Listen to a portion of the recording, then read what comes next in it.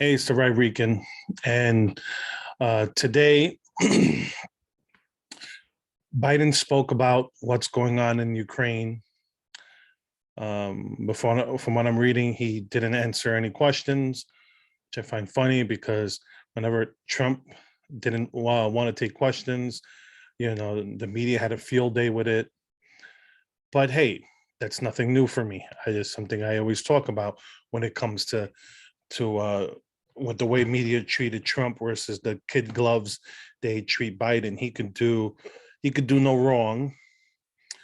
And I'm just gonna highlight.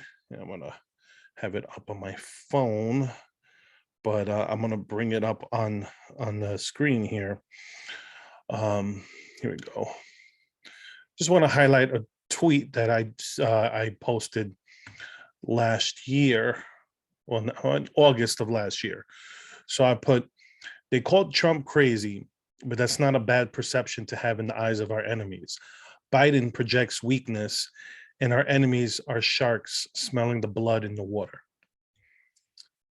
Now, that's what's going on. If you want to look at it, look, for 4 years of Trump, you could complain about all his mean tweets, about the way things were with the media, he had an antagonistic relationship with the media. And like I said, you could tell the difference between the way they treated Trump and the way they treat Biden. Any little grievance they had was front page news. But here we are, 2022, and after 4 years of when they come, I remember when Trump got elected, they're like, "Oh, we're closer to World War III. The world's going to go to chaos." None of it happened. All he did was he got NATO. Let's say, for example, with NATO, all the NATO member states were not paying their fair share, as the left likes to say. The majority of NATO was paid by us. And Trump didn't like that. He's like, well, if we're all going to be part of NATO, we have to make our actual commitments. So he actually got the NATO members to pay more money. So why was that wrong? Why, even this, how is that crazy? Okay, but we have Biden now. He's here taking questions about Ukraine, not taking questions, but talking about Ukraine, refusing to take any questions. So all we're getting is, we're not getting any critical questions asked to Biden. But that's nothing new. That's the type of campaign he ran. He didn't run Q&As. He sequestered himself in his basement, hoping that Trump would get unelected. Biden didn't get elected. Trump got unelected. People voted against Trump. And the media did a good job with that. And they did portray him as crazy. But like I say in this tweet, it wasn't a bad thing. Biden is projecting weakness. If I firmly believe that if Trump was president right now, Putin wouldn't be doing this, because the fact that Putin didn't know what Trump's response would be. And as much as Putin wants it, let's say, probably from my readings, he wants to reunify the old Soviet Union. And to do this type of thing, I don't think he would have did it with Trump, just because the fact, like I said, he wouldn't know what Trump's reaction would be. But at the same time, Trump was providing lethal aid to Ukraine. Biden stopped it. Same thing where Trump ended the Nord Stream pipeline, and Biden approved it. He's giving Putin everything he wants, but no one in the media calls him out for it. Everything that Putin wants, he's getting. He's going into Ukraine and he's getting it. But, you know, I want to tie a little bit of this into what's going on with in Canada too, because, weak presidents, weak leaders do stuff like this. It's like, or I shouldn't say that. You could tell um which movements the government approves of and which they use to manipulate for their own purposes. So you have like these Black Lives Matter protests, mixed in with Antifa protests, and they were okay.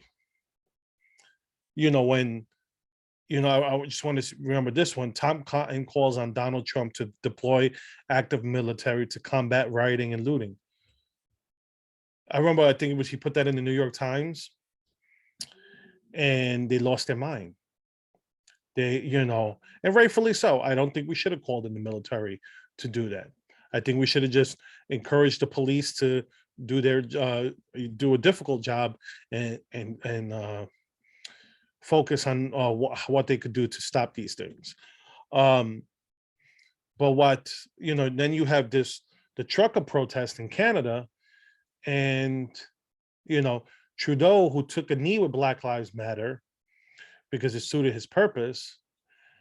Now because of the trucker protest, he's um, power grabbing because he wants to crush dissent. He wants to crush this movement.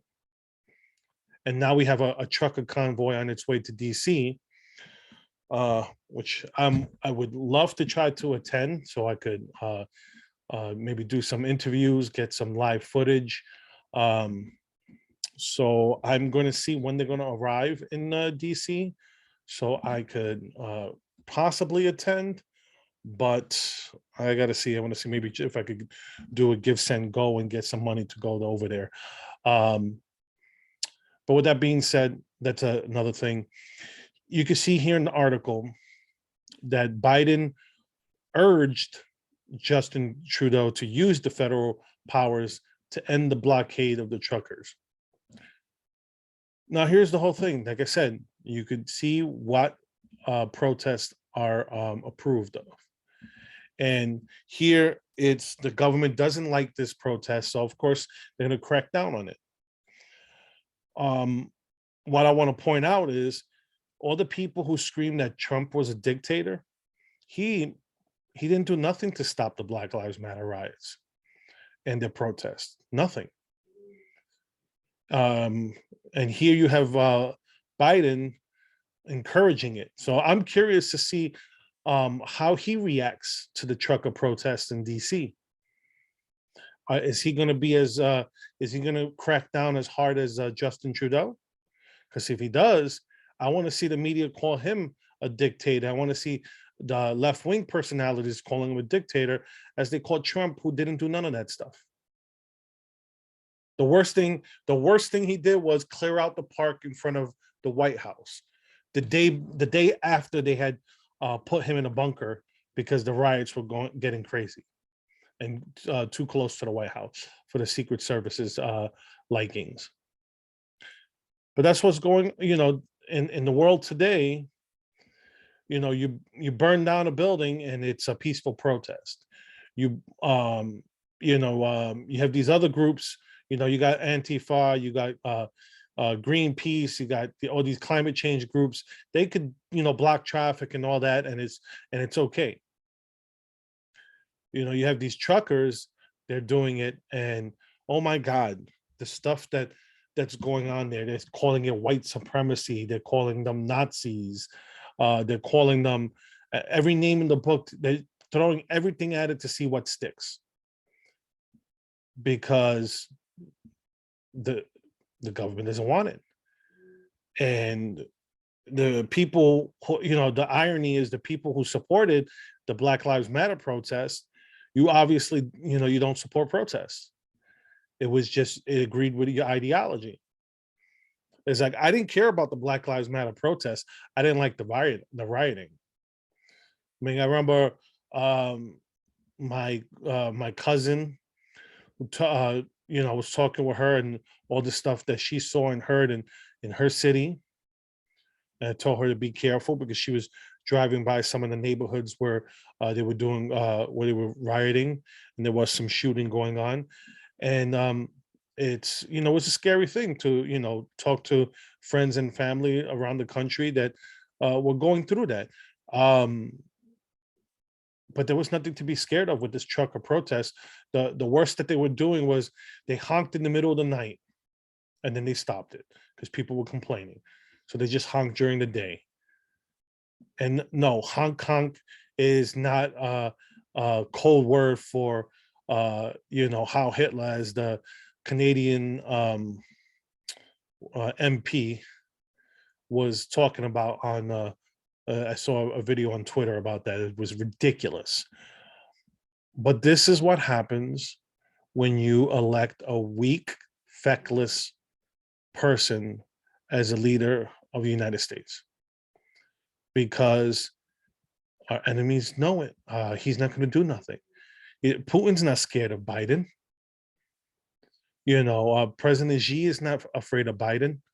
I mean, that's the next shoe to fall, because if he goes after Taiwan, um, if China goes after Taiwan, we're dangerously close to a hot World War III. Because right now we're just getting these, just like in the Cold War, we're getting these little proxy conflicts. And question is, will these proxy conflicts grow into something wider? And that's what we got to pray doesn't. I mean, I have 2 kids. I don't want them to live in that type of world.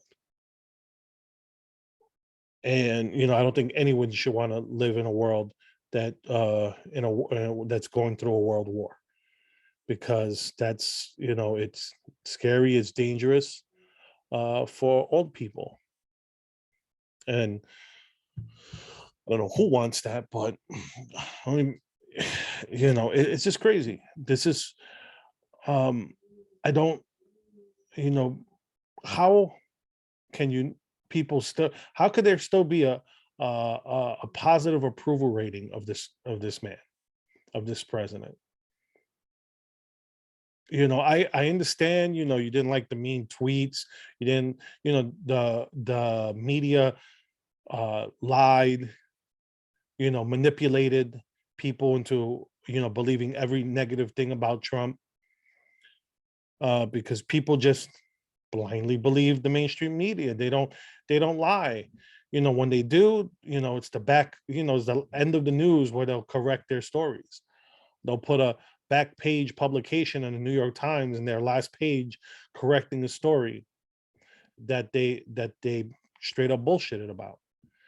And that's what goes on. That's what passes for news. And this is what's going on with Biden. The media props him up, but he's a weak leader. And that's why I forget who I was talking a friend of mine, and I told him, I said, Biden's not going to run for re-election. If he does, I believe Biden's going to lose in his primary.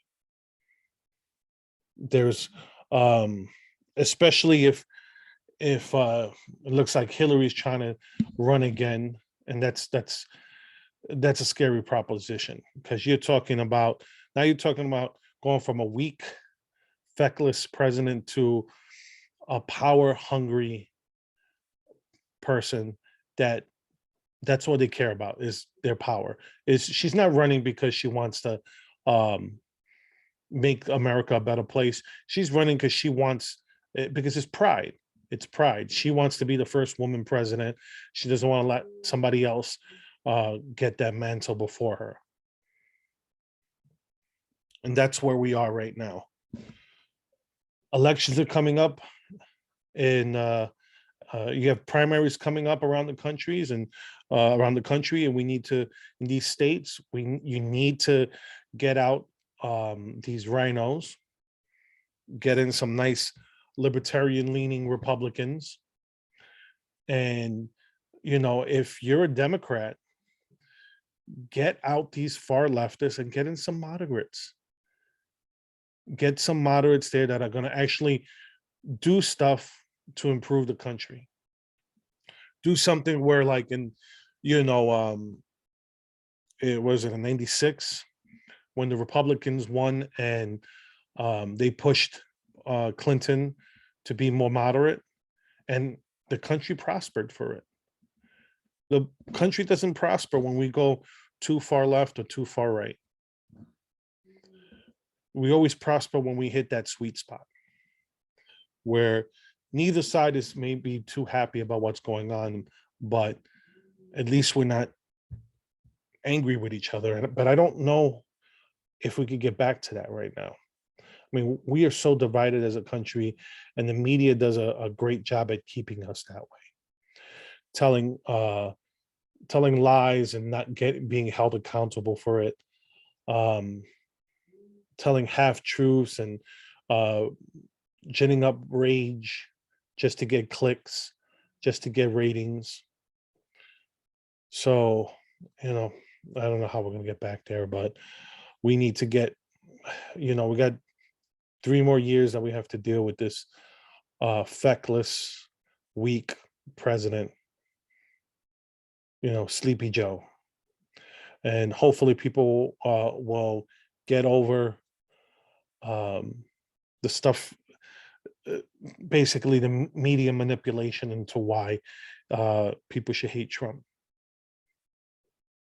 And hopefully in 3 years we'll once again elect Trump, and hopefully we're not too far gone to fix to right the ship.